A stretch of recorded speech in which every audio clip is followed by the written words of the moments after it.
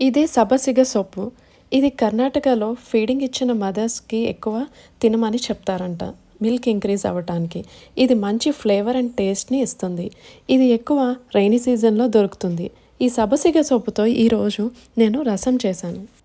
సబసిగ సొప్పు రసం చేసుకోవడానికి ముందుగా ఆకుని బాగా శుభ్రం చేసి పక్కన పెట్టుకోవాలి. దాని తర్వాత ప్యాన్లో ఆయిల్ వేసి హీట్ అయ్యాక ఒక స్పూన్ శనగపప్పు, ఒక స్పూన్ జీలకర్ర, కొంచెం అల్లం వెల్లుల్లిని కూడా వేసుకొని ఫ్రై చేసుకోవాలి.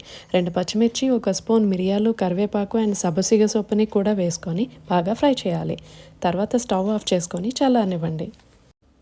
చల్లగా అయ్యాక ఫ్రై చేసి పెట్టుకున్న వాటిని మిక్సీ జార్లో వేసుకొని కొంచెం వాటర్ని కూడా పోసుకొని గ్రైండ్ చేసుకోవాలి పేస్ట్ లాగా.